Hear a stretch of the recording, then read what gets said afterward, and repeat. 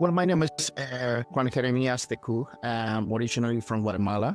I'm Achi from Rabinal Baja Pass, and I'm being here as a refugee Kenyan project in New Brunswick, Canada, for the past 24 years. Right now, I'm working with refugee people coming from all over the world, especially Syrians, Iraqis, Afghan families from Afghanistan, from Ukraine, from Latin America, Colombia, Venezuela, Mexico. And lately, the past 5 years, are really actively working as a volunteer. And I'm one of the founders of Maruberma, an organization who work hard and advocate for migrant workers here in the Maritimes. Because we find some people who were trafficked here in Fredericton and working for nothing, and they were like in a really bad condition. And that's how we start to put together an organization who's going to advocate, but also work for them, connecting the dot where we're supposed to do. The federal government has to know about what's happening. That's what I'm doing right now. But as a work pay, I'm a settlement worker in the school for the West Anglophone sector here in Fredericton, New Brunswick. For the past, since 2009, I'm doing this work.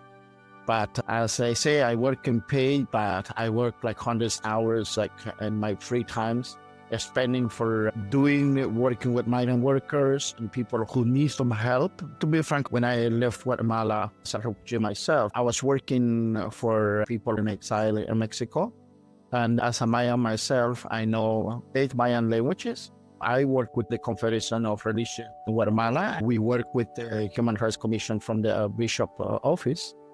And I have the opportunity to go to Mexico and come back and really actively involved as a representative from the civilian communities in the church for the country war. I had the opportunity to be in the refugee camp and come back with the returnees in the 90s, you know. So and beside that, also victim of the violence at the genocide in Rabinal, I have my 2 oldest brothers who disappeared in the 80s. And I always think about what to do with that. I grew up with too much trauma, and then I tried to accompany my mom when she was looking for them.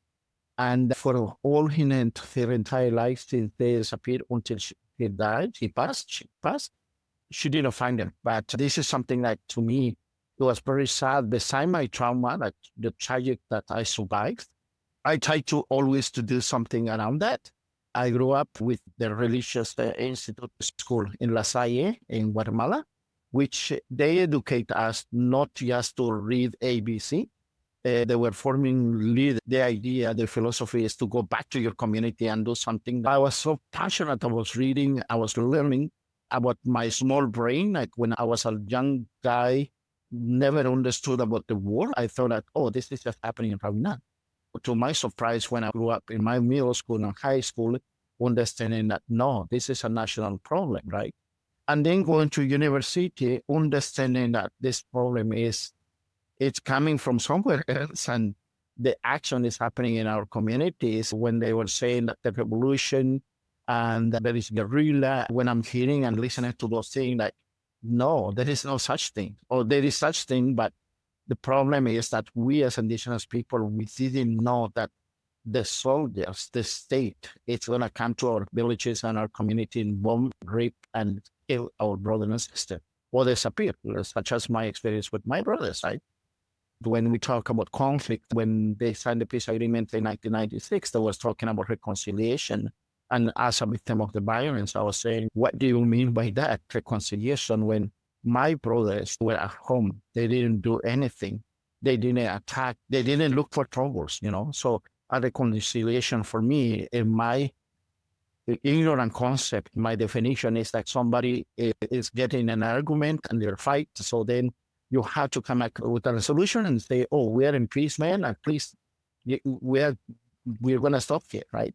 But the case not, like when we were the victims of something like was like planned, structurally speaking, and was deliberately to go to our community, like that is unacceptable when we talk about reconciliation. So I think what I was so passionate about as a young man and as a victim of the violence is working toward the victims and open up their eyes. Of course, we're afraid because our life is going to be taken away too, but there is no way to be silent. I grew up with that courage. I don't care if I'm going to be killed, but I have to find my brothers. And my brother, my aunt, my uncle, my everybody were in the village. When I noticed that it's not just Guatemala I was involved, it's the same method they use, taking away the villagers and put it here, and the relatives, they took a piece of their bodies and the cemetery clandestine.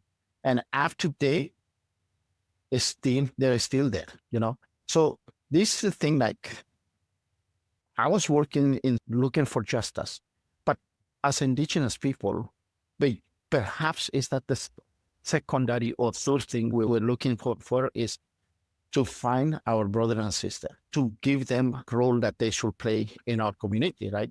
As a Mayan, we believe when you pass, you don't die, you don't disappear, you are with us.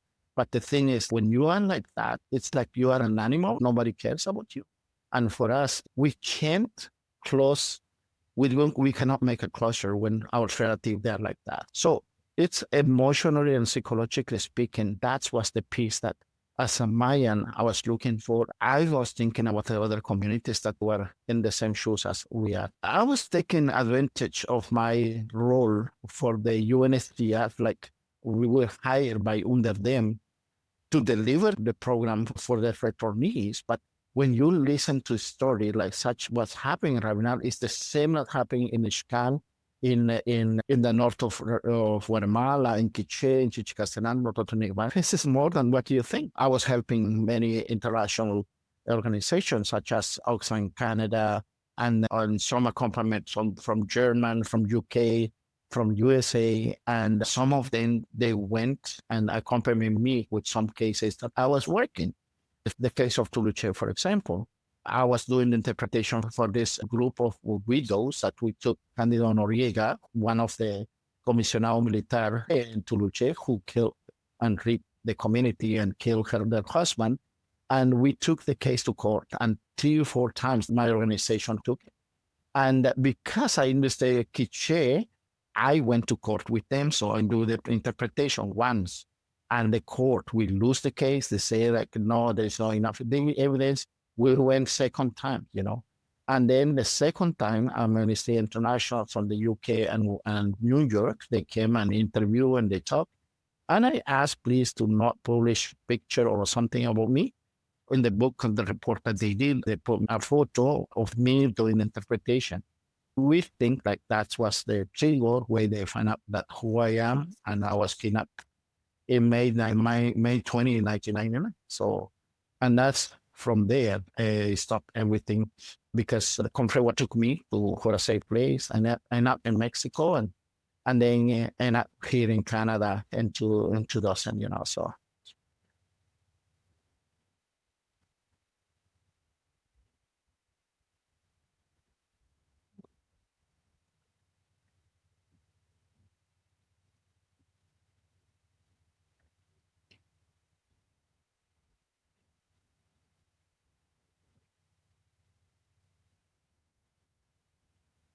Well, to be honest with you, when I left Guatemala in exile, I imagine my story working with refugee. I was an officer. I was somebody who works and advocate for them in the UNHCR level, right? And now we flip the tortilla. We flip the story, right? And instead of me helping and becoming one of them, I don't want to leave Guatemala. But when they trying to kidnap my little son, who was 3 years old, when they want to kill my wife, who was pregnant with our last baby at San Carlos, Guatemala, that's where I have to take a decision. So that's how we start to look for asylum, like to leave the country, like refugee studies. So we were offered by the Bishop of the Washington, D.C. and USA to refugee status. But the thing is that I have trauma of my father disappearing in the 80s too. So I say no. And what they say is that I'm going to go a month or 2 months before, and then my family, they're going to join me, means my wife and my children. So I say, thank you very much, but I'm not accepted. So That's where we went to the Canada embassy and we applied from there. I don't want to be in Canada. There is too much confusion because to me, what has me happy is that obviously they're upset because I'm doing something. And if I'm running away, it's like I'm a coward and I don't want to show that. But then myself, when we left, we have to accept it because of the life of our children. My wife doesn't know anything about what I'm doing. So I accepted and we came. I was so upset. And we left the Aeropuerto Internacional Aurora in Guatemala. And the thing, like I was saying, like from Guatemala to Miami, is that I will never, ever talk about human rights anymore. I will never, ever talk about anything that has to be and what is taking my life, my spirit, and my body. Jeremias Tecu from Guatemala. To my surprise, I ended up, after a month, I ended up in Halifax and Nova Scotia talking about human rights once again. And since then, I have never stopped. I was afraid that I was being killed. I took the courage and I say, now I can say whatever I want. And obviously, I'm not saved, but now I have more people to hear my story. And in Canada, perhaps if I have 100, 1,000 people listen to my story, at least one or two of them, they're going to put some kindness and they're going to put some listening to what I'm saying. And it's so important because here is another big problem here in Canada is people that are complaining why migrants, why refugee. So here is the example. I'm not here because I want to. The problem is the systematic political issue that we're living in our country is imposed for somebody else, somebody that has to do with that, including Canada, USA, Russia, and everybody. But we really know that, right? Of course, we have to let them know that. Now, lately, 20 years later, 5 years later, I discovered that Canadian mining, for example, they're destroying Guatemala, But in the 70s too, they were there, and there is a massacre happening in Panzos, which was involved the USA and Canada. So once again, I think we take this opportunity, being in exile, to be the voice of the voiceless. I think about Raminal, about Kiche, about my brother and sister who are still there and innocently, they don't know what is happening here in global context. When we talk about political, when we understand what is happening in our country in the past, and I don't know if it's going to change, but at least we're doing our part.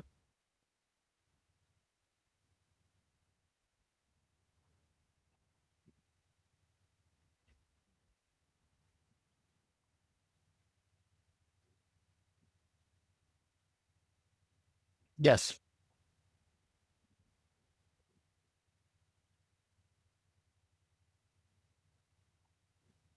Madhu Berman, just as for migrant workers.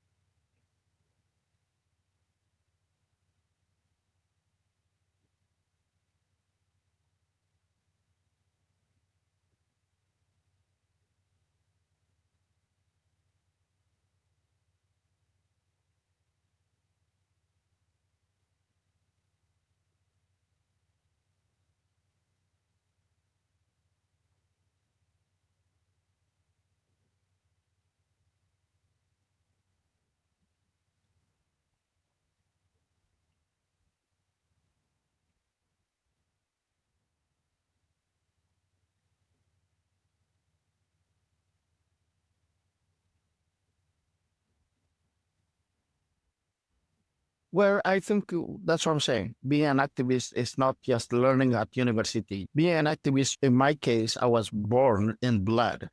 So I'm not going to be sitting here and enjoying, oh, Canada is so cool. When you see context of what is happening right now in Guatemala, or say in San Marcos for the Canadian mining, I have to tell Canadian, hey, the Prime Minister of Government of Trudeau took 15% of our GST and our taxes to invest in this gold mining. Does the United Church of Canada knows that? So my homework is go to this church, talk to the priest or the pastor, and I say, hey, can I talk to your church? If I have the opportunity, even 5 minutes, I'll do it. I host for the past 15 years, and I left it 3 years ago, Noche Latina. What is Noche Latina? It's dance, food, like I made for 500 people. But aside the Noche Latina, there is a Canadian mining newsletter. There is mining information. The coffee we're drinking, we tell them the story. We have people from Pendle Silencio Breaking the Silence, a compliment that they go to Guatemala, they have their experience. They're young people. They just come back they just finish up university, and they want to have the experience. They went to Justice Coffee in San Lucas, Tolima. They went to the New Hope Foundation School in Terminal. They went to the law office in Terminal. So Canadian, they coming back and they tell their testimony. So what are we doing is teaching Canadian about what's happening in Terminal. Now in Guatemala. Now, globally speaking, we talk about Syria too, about Afghanistan, the education of the girls. Why is that so important? Because we have Afghanistan children, students in the school where I work. And so many of these girls, they haven't sit in a class. They are 15 years old, 17 years old. They're sitting in grade 11. Imagine a 17 years old never being in a school. And they're going to be teaching pre-calculus, Shakespeare. What is going to be the experience? They're going to feel stupid. And the teacher, they're going to feel like they don't listen to me. They don't understand. So it's a conflict. That's where I see the opportunity to do activism.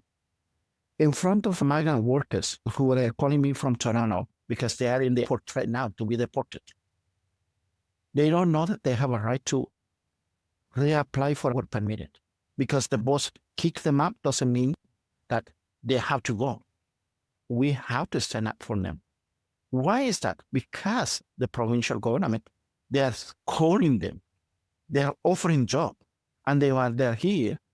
There is so much injustice that they face. They don't know that. So that's where I take the opportunity. I'm not going to sit in my comfort zone complaining about the snow when there is so much injustice happening in my neighborhood. So activism, where there is a need to have an action, we have to do that. That's what drew me, my compassion for anybody who is suffering for injustice. If I have an opportunity to practice passion, I'll do it.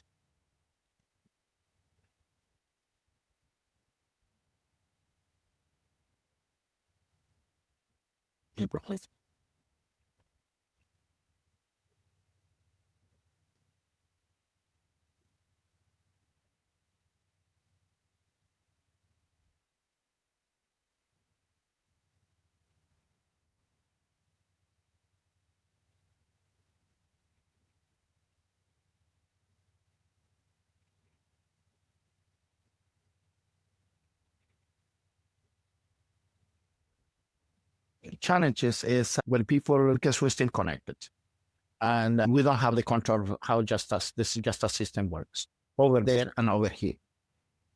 For example, mining in the stories about, we brought two of the victims and the widows of one of the Canadian mining in the stories. We brought them in court here in Toronto. What the court says, it's anything that has to do with any injustice or violation of human rights in mining in Guatemala, they have to be determined in Guatemala. You feel powerless because it is true. We have our court, we have our law, we have our police, but the police is the one who helped the killers to help our activists in Guatemala. As Indigenous people, we have so many problems. One is we don't have the capacity financially speaking. We don't have the language. We don't have Espanol, for example. So we are just struggling. And we do activism in our own action in our own land. We fight for the land. Why? Because the land is our mom. We don't fight for the land because we're going to be a multi-billionaire. No, we fight for something that it's belong to us. But we're not here selfish to take the gold, to take the gas, to take everything to making us our rich. No, land is mom. Mom is feeding us, so we belong to them. But this big corporation, which is sold by our government of Guatemala, And the development that is coming to our communities, the 5%, end up with the pocket of our government. So that's where I feel the challenging that when you talk about development, okay, let's talk about the 5%. But that 5% that never end up in our community. And beside that, we can't just stand in our village.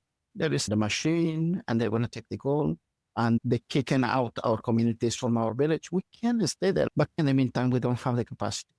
We've been killed. How many leaders have been incarcerated? How many activists are now there in wheelchairs? That is where I feel alone because we as Indigenous people have been surviving discrimination, racism, and genocide in massacre. And we, from historically speaking, up to now, sometimes I think like we are just an experimented to practice of how much a weapon can kill. But systematically speaking, that's how my mind thinks. And why? Because some long time ago, and I now think people, Indigenous people or color people, we don't have a heart. We don't feel to do whatever they want. That's where the challenge is coming. And the other part, like, is challenging is to put in perspective. There is a different organization who definitely, they are like churches. Somehow they agree with what's happening. Why? Because they don't say nothing.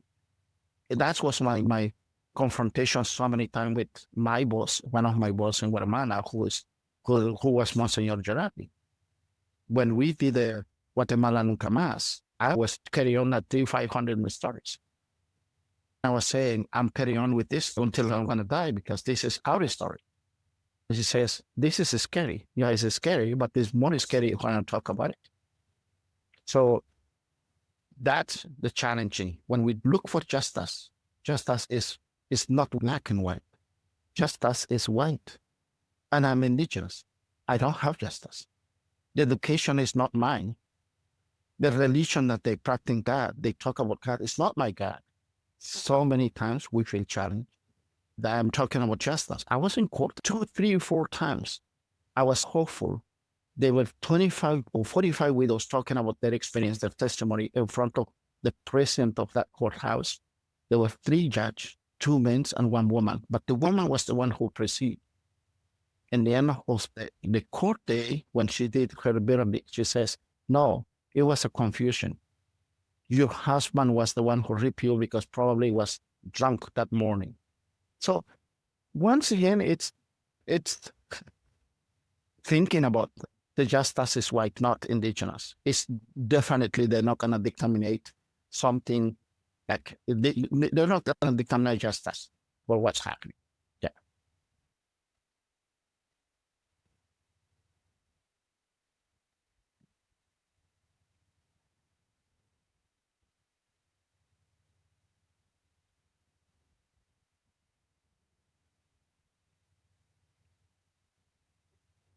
Yeah.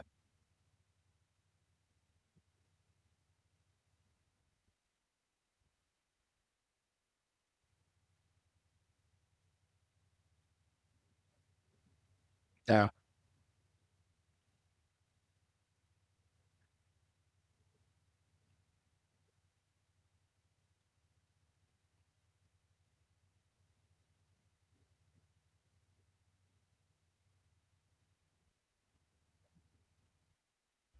I'm not going to be tired to tell you how impressed I am in my 70s. I met the first Canadian activist, and up to now, we're still connected. And the importance of your body, just you staying there, your shadow, you saving lives. That was my experience. I didn't know that until I got to Canada.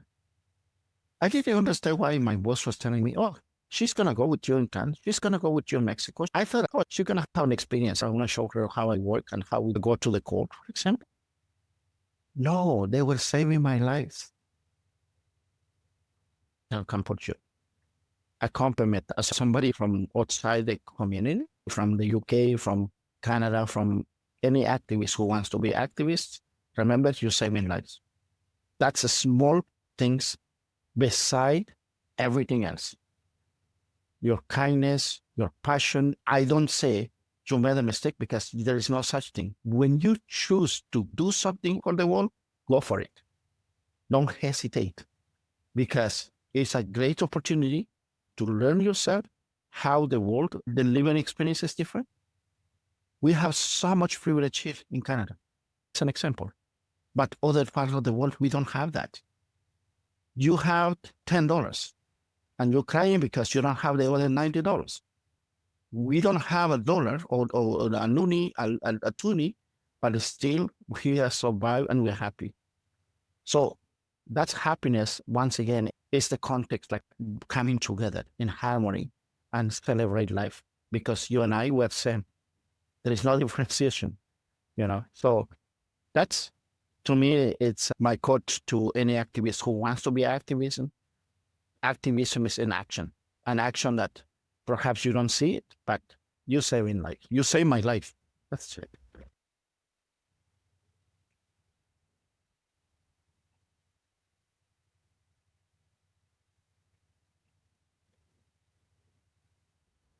I think we have an opportunity to help any migrant who is lost. We can guide them, for example, practice kindness in any way.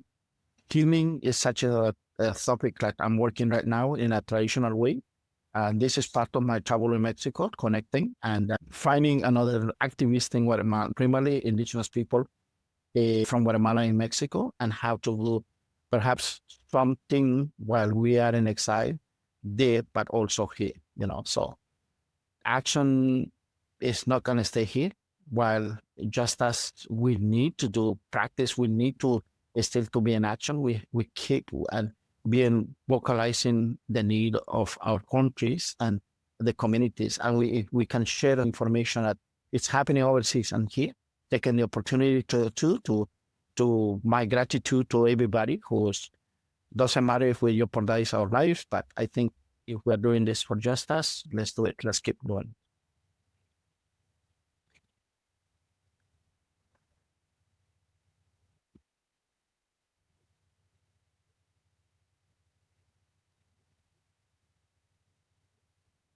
The book appeared as an idea 15 years ago. I was traveling all across Canada because I was part of the director. And many times I hear a story, I have some flashback from my own experience.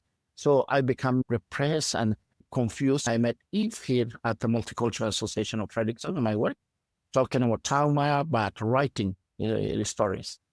And 3 or 4 weeks later, I said, do you want to take the challenge? I have this. And she started to read like 2, 3 part of the quotes, and she started to cry. And I said, this is horrible. I don't know how to do this, but let's do it. And we started. The book itself, it took almost 8 years. Eve Niels is a journalist herself.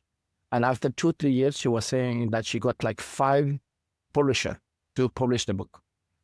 After 2 years, meetings. And I say, if you want to go to that venue, we finish up the meeting here because this is my story. This is my life. And this is not just that we're going to publish and that's it. No, I am the one who's driving my story, So she was my counselor. She was the one who wrote the book, but she was so into, she wanted to publish as soon as possible. But I said no. And took us 6 more years to write the book. Then finally, we published the book 3 or 4 years ago. The idea of that is my testimony, part of my story that I'm telling you. When I was born, I was so happy after when I reached 7 years, and then I experienced all the atrocity that I experimented in Guatemala. And my brothers and sisters, my father, my mom, coming here to Canada, my experience being a migrant here, and the trauma that was carrying on with it. Like, by the way, I didn't know that how trauma until I reached Canada. Because I'm as Indigenous, I didn't have a psychologist, I didn't have counseling in Guatemala. What I have is the ceremony, is the harmony of my community. We're coming together, celebrate, cry together, laugh together, and we share a tortilla equal 10 in the room. I did not need to go to somebody who is going to listen to me crying because we cry together as community, right? So that's is what is happening in the book. So that's the need or why the book.